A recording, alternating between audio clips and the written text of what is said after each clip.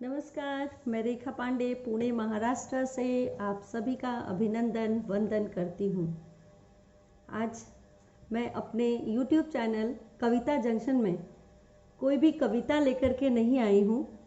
आज मैं उन वर्ग से, समाज के उन वर्ग से बात करने आई हूँ, उनको कोशिश कर रही हूँ समझने की, जो मेरे दिल के सबसे ज़्यादा करीब है।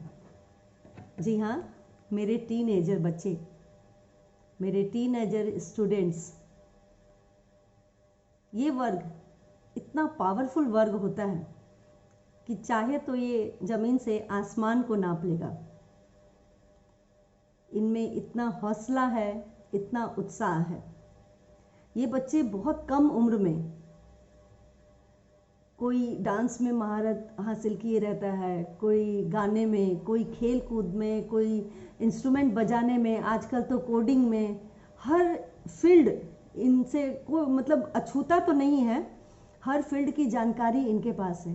बस जब ये बच्चे धीरे धीरे 15-16 साल के आने लगते हैं तो इन पे एक दबाव शुरू होता है 10th क्लास का, 12th क्लास का, 11th क्लास का। फिर शुरू होता है सामाजिक दबाव। आपका बच्चा किस क्लास में है? दिन भर तो बजाता रहता है, पढ़ता लिखता नहीं है क्या? गार्जियन का, स्कूल का।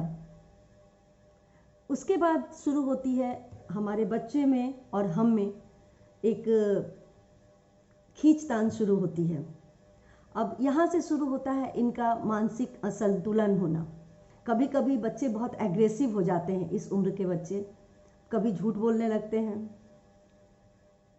अलग अलग हरकतें करते हैं, जिसकी वजह से हम लोग भी बोलते हैं मेरा बच्चा तो ऐसा कभी नहीं था, मेरी सारी बात मानता था, मेरे साथ सारी बातें शेयर करता था। पता नहीं किसकी संगत में रह रहा है कि इस स्टाइल की हरकतें कर रहा है। कई माएँ भी बोलती हैं मेरी बेटी तो बहुत अच्छी थी, पता नहीं क्या हो गया उसको, कोई भी बात को सुनती नहीं है, सुनने के पहले ही जवाब दे देती है।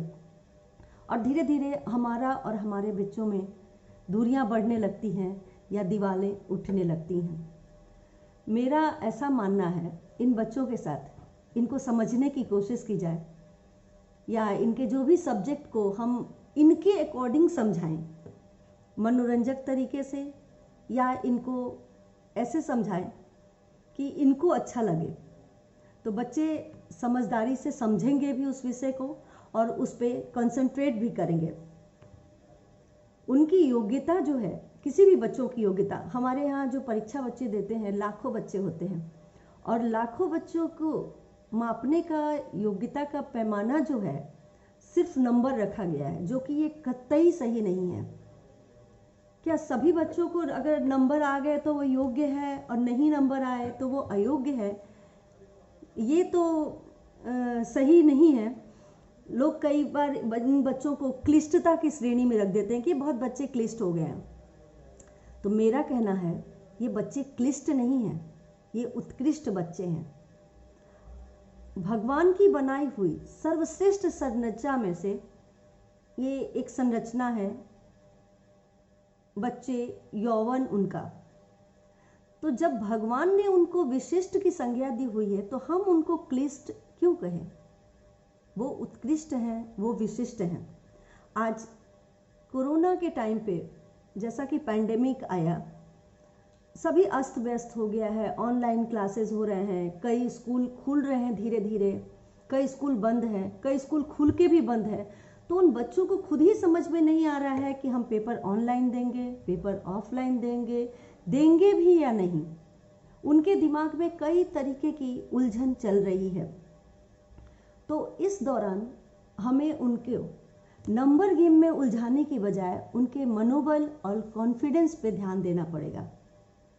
नंबर का क्या है, थोड़ा बहुत आगे पीछे रहेगा, कोई बात नहीं। अगर मेरा बच्चा कॉन्फिडेंट है और समझदारी से काम कर रहा है तो नंबर तो जब वो चाहे तब वो पा सकता है। लेकिन अगर उसका कॉन्फिडेंस खत्म हो गया तो आप या हम किसी भी विशेषज्ञ के पास जा करके उनका कॉन्फिडेंस नहीं बढ़ा सकते हैं। यकीन मानिए, आप उन पे विश्वास करके तो देखिए, एक बार उनके साथ खड़े हो जाइए तो आपके बच्चे धरती पे क्या आसमान पे भी परचम लहराने में सक्षम है। और बच्चों, मैं हमेशा तुम लोगों के साथ हूँ। लेकिन एक बात मैं आप लोगों को ज़रूर ये कहना चाहूँगी, be voice not an eco.